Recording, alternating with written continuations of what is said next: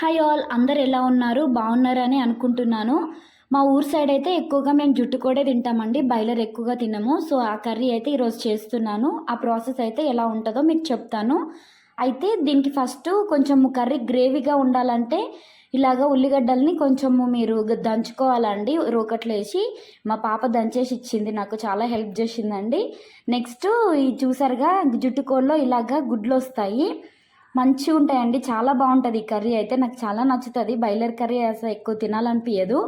Next పొయ్యి వెలిగించుకొని పొయ్యి మీద ఒక బాండి పెట్టుకోండి. దాని చుట్టూ నేను గిన్నెకి అయితే మట్టి రాసుకున్నానండి, ఎందుకంటే తోమేటప్పుడు ఈజీ అవుతుంది తోమనీకి. సో దాంట్లో ఆయిల్ వేసి ఆయిల్ వేడైన 3 లవంగాలు, ఒక 2 దాల్చిన చెక్క, నెక్స్ట్ ఒక 2 యాలకులు వేసి కొంచెం వేంపండి. అందులోనే మనం ఇందాకలా ప్రిపేర్ చేసుకున్న ఆనియన్ ముద్ద ఉంది కదండి, అది కూడా వేసుకొని ఒక 2 మిరపకాయలను కూడా కోసుకొని అందులో వేసేసుకోండి. నెక్స్ట్ అది కొంచెం జల్దీ మగ్గాలంటే కొంచెం ఉప్పు వేసుకోవాలండి, అప్పుడు జల్దీ మగ్గుతుంది ఆనియను. నెక్స్ట్ కొంచెం పసుపు కూడా వేసుకొని కొంచెం కలిపేసుకోండి.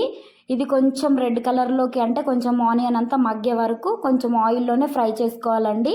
తర్వాత కొంచెం టమాటో, మనం ఇందాకలా ముక్కలు కోసుకున్నాం కదా, ఆ టమాటో కూడా వేసుకొని కొంచెము అది స్మూత్ అవ్వేటట్టు వదిలేయాలండి.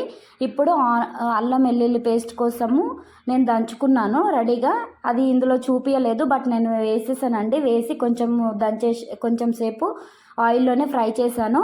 ఫ్రై చేసిన తర్వాత ఇందాకలా మనము క్లీన్ చేసుకున్న ఈ జుట్టుకోడి ఉంది కదండి, ఆ జుట్టుకోడి కూడా వేసేసి కొంచెం మంచిగా కలిపేసుకొని ఈ ఆయిల్లోనే ఒక 2 నిమిషాలు ఫ్రై చేసుకోవాలండి. ఇప్పుడైతే మసాలా ప్రిపేర్ చేసుకుందాము. ఒక 2 యాలకులు, ఒక 3 లవంగాలు, ఒక దాల్చిన చెక్క తీసి మంచిగా దంచుకోవాలండి, ఒక పేస్ట్ లాగా. ఇందులోనే కొంచెం కొబ్బరి పొడి, ఇంకా మీ దగ్గర ఏదైనా మసాలాలు ఉంటే ఎన్ని వేసుకోవచ్చు, కానీ అన్నిటికంటే ఈ 3 వేసుకుంటే సరిపోతుందండి. సో నేనైతే ఇవన్నీ మంచిగా మెత్తగా దంచుకున్నాను రోకట్లో వేసుకొని. జుట్టు కూడా వచ్చేసి సేమ్ నాటుకోడేలాగానండి, చాలా ఎక్కువసేపు టైం తీసుకుంటుంది ఉడకనీకి, కానీ చాలా టేస్ట్ ఉంటుందండి. బాయిలర్ కర్రీ కంటే ఈ జుట్టుకోడి కూరనే బెటర్, మంచిగా ఉంటుంది అండ్ హెల్దీ కూడా. ఇది బెటర్ నా బాయిలర్ కంటే, ఎందుకంటే దానికి ఎక్కువ రోగాలు వస్తున్నాయి ఏదో అని చెప్తున్నారు కదా, సో దానికంటే ఇది బెటర్ అండి.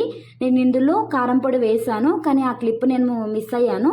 సో కారపొడి వేసి ఆయిల్లో ఒక 5 మినిట్స్ మగ్గనిచ్చుకోవాలండి మూత పెట్టుకొని. ఇందులో వేయడానికి నేను హాట్ వాటర్ అయితే నేను మరగబెట్టుకున్నాను కొన్ని, ఇందులో వేసేసి కొంచెము ఇందులో ఏంటంటే జల్దీ ఉడకడానికి ఒక స్పూన్ కానీ లేకపోతే మామిడికాయ ఆకుంటుంది కదండి, కొంచెం ముదురుంది, అది తీసుకొచ్చి ఇందులో వేసేసారంటే కొంచెం జల్దీ ఉడుకుతుందండి, కూర మెత్తబడుతుంది. ఇందాకలా మనం ప్రిపేర్ చేసుకున్న మసాలా ముద్ద ఉంది కదండి, అది కూడా ఇందులో వేసేసాను. కొంచెం ధనియాల పొడి కూడా వేసాను, వేసి కొంచెం మరగనిచ్చానండి. ఇంకా వాటర్ అంతా ఇంకిపోవాలి.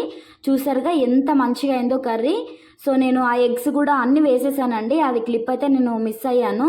సో పాపతోటి అటు ఇటు తిరిగేసరికి అది మిస్ అయ్యాను. చూసారుగా చాలా మంచిగా వచ్చింది ఫ్రెండ్స్, చాలా మంచిగా ఉడికింది కూడా కర్రీ.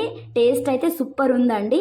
మీరు కూడా మీ ఊర్లో ట్రై చేయండి. ఇదైతే ఎక్కువగా ఊర్లలో దొరుకుతుంది అనుకుంటున్నాను జుట్టుకోడి, మరి నాకైతే ఇక్కడ హైదరాబాద్లో ఎక్కువ దొరకలేదు ఎప్పుడు.